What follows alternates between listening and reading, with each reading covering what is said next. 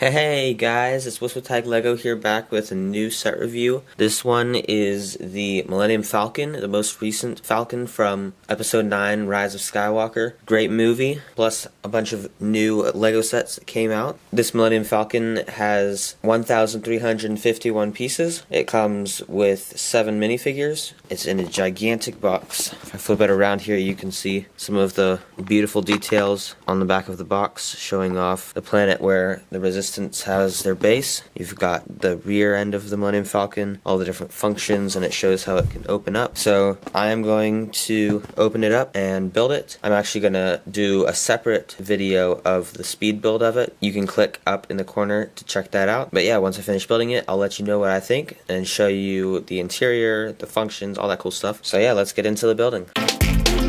Okay guys, the build is finished. It was quite an enjoyable build. It wasn't too difficult, though it did take up a little bit of my time. So you guys probably won't have any problem with building this, but the end product does look really good. I love the new shaping and design of this Falcon, so much better than some of the other ones. The interior is great, the minifigures are awesome, so yeah, let me get into it. I want to start by pointing out some of the differences between this Millennium Falcon and all the other ones before it. Two of the main differences are the fact that there are no longer cracks in between each of these pie sections making up the round part around the top. Then the other big change is the prongs in the front. These wedge plates are actually new angles, which means the prongs can be the right proportion. In past Falcons, the prongs have looked skinny and long, but the prongs on this set look almost perfect. The third big difference on this Falcon is the rear. The hyperdrive exhaust on the back looks much better. On past Falcons, they've just used a transparent blue flex tube to make up the exhaust, but now they actually have a brick built system that uses tiles on top of some white plates that are rimmed with some flex tubing on the top and the bottom. So these gray parts here, just to finish it off and make it look a bit nicer than past versions. So that looks really great. The cockpit print looks pretty much the same as the old versions, just maybe a few updated lines, but for the most part it's the same design. The holo chess game is basically the same as old ones as well. No big difference on there either. We'll start with the minifigures included first and foremost. The selection in this set is really great. They included some awesome new minifigures, prints, and molds, as well as some classic minifigures from years before. Bulio is an awesome character to have included in this set, although his appearance did not last very long in the movie. He's still a pretty cool character to have in Lego form. Chewbacca is the same minifigure as we have had in previous sets. He's still got a pretty good mold, some nice printing on him, so he looks nice.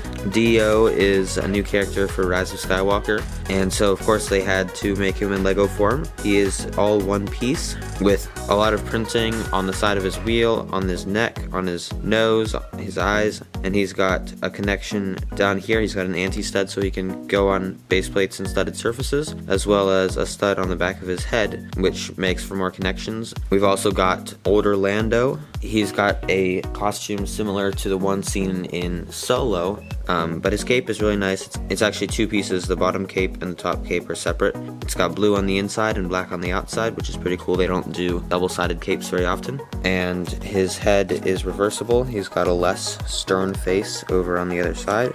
He's looking pretty cocky. And then if I take the cape off, you can see he's got some back printing there as well, just to show like the strap that he's got going around his body. The C-3PO and R2-D2 are exactly the same as previous versions. No big difference. They're still just basic mediocre Lego minifigures that we've been getting for years. Nothing wrong with them, but they sure could use an update. Finn over here has got his new Rise of Skywalker outfit on. He's got a sick vest, a cool dark tan shirt, some printing on his legs, and the expression that was included in the Finn from Last Jedi. Same with the other one. He's got a double-sided face, and his hairpiece is actually updated from before. It's not a new hairpiece, but his hair's getting a little bit longer in the movies, and so they showed that in minifigure form, switching his hairpiece to this longer mold. So yeah, that's the entire Falcon minifigure selection.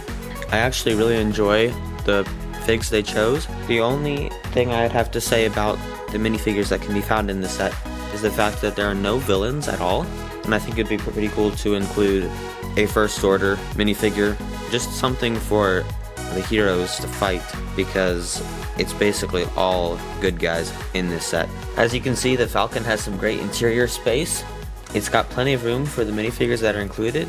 Here in the gunner's position, we have Finn. You can place a minifigure inside the gunner seat, as you have been able to with past Falcons. There's actually room for 2 minifigures here. But yeah, Finn is there with the controls. Over here, there's a nice kitchen. This is the first time a system scale Falcon has included the kitchen, which is a pretty cool feature. You've got some crates laying around. There's a neat trapdoor here where you can let some minifigures hide underneath the floor. That's a pretty cool function. You've got the hyperdrive back here and some beds for people to sleep on. Technically this isn't what the Falcon's beds look like, but that's just what LEGO has to work with. On this side, you've got the control seat positioned here so that the minifigures can get to the controls back there. R2-D2, C-3PO, and Bulio are over here in like the lounge area, sitting down playing some holo chess. Inside the cockpit is Chewbacca here with the controls. There's actually room for 2 minifigures and Dio. If you put Dio back on that stud behind Chewbacca, you can fit 3 characters like that, which is really neat. The other neat function here in the prongs is the fact that some flick fire missiles can be shot by putting your finger down in this hole. It shoots out the laser and you basically lose it forever.